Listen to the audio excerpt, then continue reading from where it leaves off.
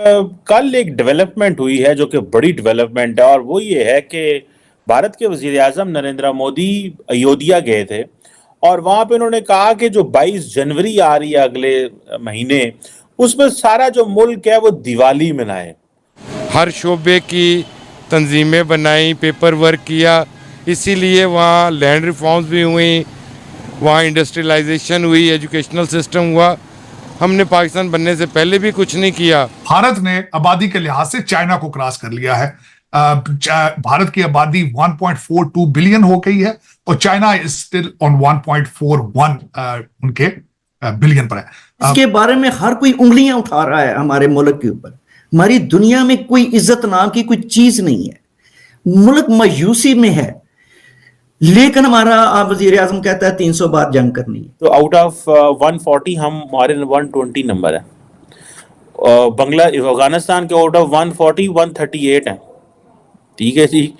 बांग्लादेश हमसे बेहतर है, नेपाल, इंडिया, ये सब के वो बेहतर हैं। ठीक है जी। करप्शन परसेप्शन इंडेक्स जो है हमारा, दुनिया के 180 कंट्रीज में आप चले जाए, अल्हम्दुलिल्लाह पाकिस्तान 140 नंबर पे आता है आउट ऑफ 180 कंट्रीज। भारत की तरक्की का सीक्रेट उनकी पढ़ी लिखी मिडिल क्लास है, उनके यूथ जो पढ़ी लिखी है। और मैं हमेशा ये कहता हूं कि भारत के साथ रिलेशनशिप के बगैर आप सर्वाइव नहीं कर पाएंगे, आप तरक्की नहीं कर पाएंगे। लेकिन इस तरह की चीजों के साथ आपके रिलेशनशिप बेहतर नहीं होंगे। उनको सबसे बड़ा एतराज आप पे ये है कि आप स्टेट स्पॉन्सर्ड टेररिज्म का है।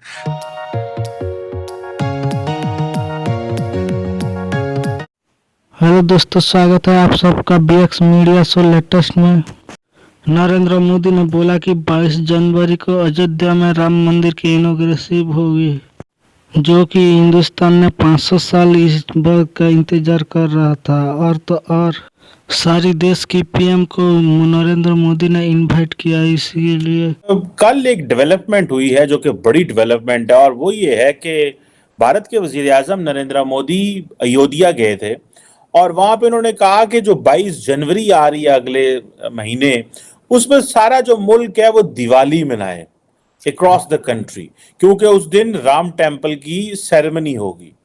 साहब उन्होंने ये भी कहा कि जो राम भक्त हैं उन्होंने 550 साल इंतजार किया है इस दिन का।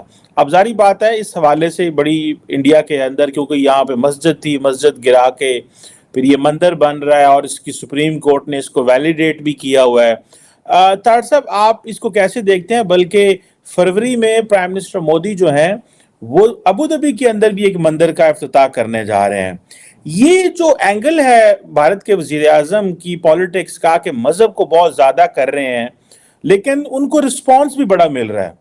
शायद उसकी वजह इस पर जरा मैं चाहता हूँ कमेंट करें, क्योंकि इकोनॉमिकली इंडिया ग्रो कर रहा है, तो अगर वो मजहब जो है और आइडेंटिटी एंड हिस्ट्री की बातें कर रहे हैं तो लोग उसको सब्सक्राइब कर रहे हैं।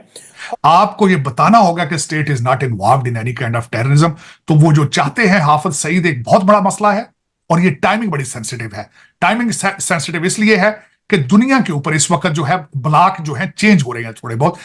भारत के रिलेशनशिप अमेरिका के साथ थोड़े खटाई का शिकार हुए। इसी वजह से आपके आर्मी चीफ 2 हफ्ते यहां पे रह के गए हैं। उसके जवाब में डॉक्टर जयशंकर रशिया गए हैं। और आपने जिस तरह खुद अभी फरमाया था कि पुतिन साहब ने भारत को कंग्रेचुलेशन कहा है। America has lost their title being super power. जिस तरह आपने देखा होगा कि सऊदी अरेबिया और ईरान की सुलह बीजिंग में हुई थी।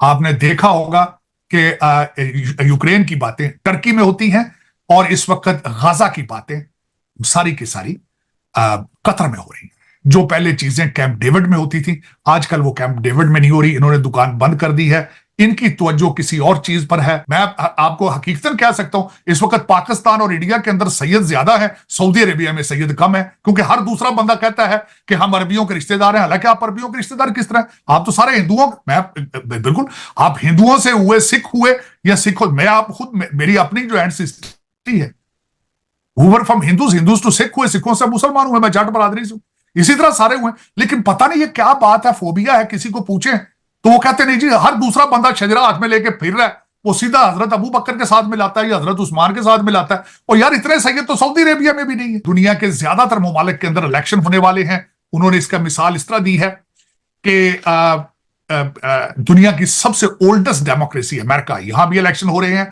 दुनिया की सबसे बड़ी डेमोक्रेसी तादाद के लिहाज से पॉपुलेशन के भारत, वहां भी इलेक्शन हो रहे हैं। दुनिया में इस वक्त सबसे ज्यादा सेंसिटिव और छोटी जगह ताइवान, उसमें वहां भी जनवरी के अंदर इलेक्शन हो रहे हैं। बांग्लादेश के अंदर इलेक्शन हो रहे हैं। और अपने मुल्क को पाकिस्तान बहुत पीछे रह गया है। आज के दौर में 1 साल जाया करने का मतलब है आपने 10 साल जाया किए। दुनिया बड़ी फास्ट पेस के साथ डेवलप कर हो रही है। दुनिया कहाँ इस वक्त सर इधर दुबई में इस वक्त जो पाकिस्तानी है, जैसे मैं अपना तजुर्बा बता रही हूँ कि मैंने किसी जगह से कुछ लिया, उनको मैंने कैश दिया तो वो कहने लगे कि नंबर बता दें, मोबाइल नंबर ना, तो यूएई का नंबर नहीं था, मैंने पाकिस्तान का नंबर, तो उन्होंने जब 92 लिखा उसके बाद 3 लोगों ने मेरे उस कैश को चेक किया, ऐसे किया, मशीन में डाला, पता नहीं छपाया क्या कुछ किया, तब जाके रखा।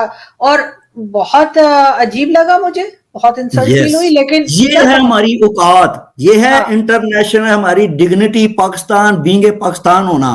हम ऐसे हैं, मैं भी बड़ा फ्रीक्वेंट इंटरनेशनल ट्रैवलर हूँ, ट्रैवलिंग करने वाला बंदा हूँ। पाकिस्तानी पासपोर्ट के साथ कसम से किसी इंटरनेशनल एयरपोर्ट में ऐसे लगता है जैसे मैं यतीमखाने से आया हूँ।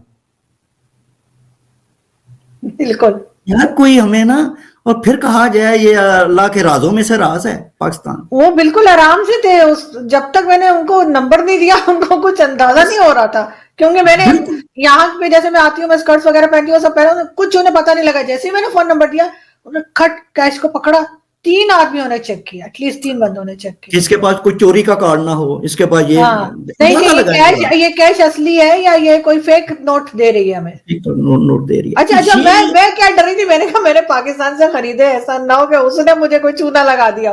बिल्कुल सही बात है। यस हाँ, यस बिल्कुल हाँ। तो क्या ये हमारी देखें, ये हमारी इज्जत है दुनिया में, हमारा पासपोर्ट की इज्जत देखें दुनिया में। जो है ह्यूमन डेवलपमेंट इंडेक्स का आप देख लें किधर है। वो खुदा का वास्ता जे इंडिया के जो इस वक्त उसका पढ़ा लिखा तबका है, उसका इल्मी तालीमी लेवल देखें वो कहाँ पहुंचा हुआ है। तो प्लीज ये हमें, आपने 75 साल से हमें पाकिस्तान हम बर्बाद हो रहे हैं, तो ये ऐसा ना करें। हमारे बहुत संगीन मसाइल होते जा रहे हैं, बहुत कॉम्प्लिकेट होते चले जा रहे हैं। और जो हमारे कंट्रोलर्स हैं, जो पॉलिसियां बनाने वाले हैं, वो नहीं बदल रहे, नहीं समझ रहे। तो वो उसी तरह समझते हैं कि हम ठीक कर लेंगे, हम ठीक कर सकते हैं।